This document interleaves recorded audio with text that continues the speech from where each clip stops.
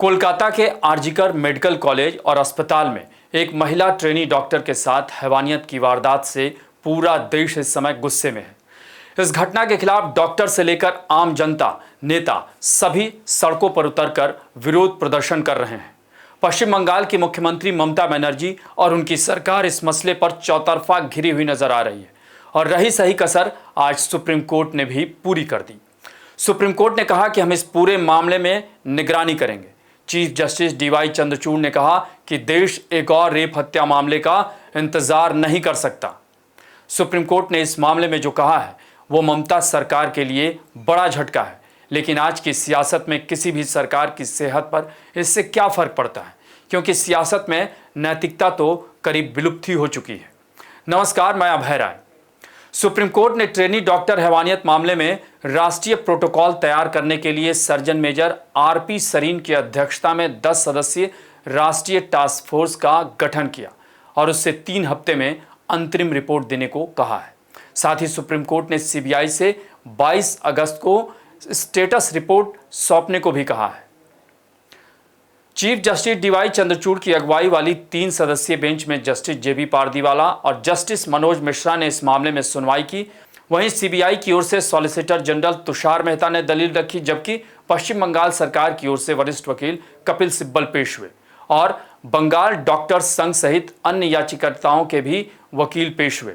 इस दौरान supreme court ने पश्चिम बंगाल सरकार की ओर से पक्ष रख रहे वकील कपिल सिब्बल से कई सवाल पूछे। सुप्रीम कोर्ट ने पूछा कि बॉडी 8 बजे रात को पेरेंट्स को दी गई और उसके बाद 11:45 पर केस दर्ज क्यों हुआ, यानी इतनी देरी क्यों हुई। इतना भयानक अपराध हुआ और क्राइम सीन को संरक्षित नहीं किया गया। पुलिस क्या कर रही थी?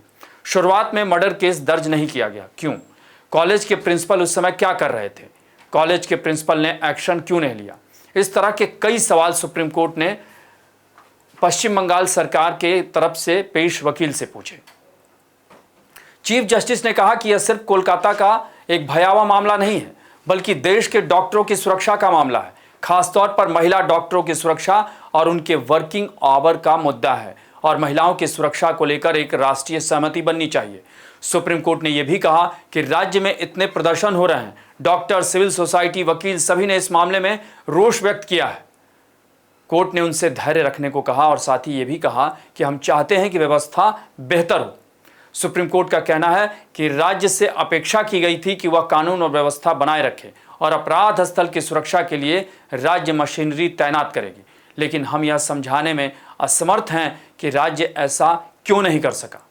चीफ जस्टिस ने यह भी कहा कि मेडिकल पेशेवरों को तमाम प्रकार की हिंसा का सामना करना पड़ता है। वो 24 घंटे काम करते हैं। काम की परिस्थितियों ने उन्हें हिंसा के प्रति संवेदनशील बनाया है।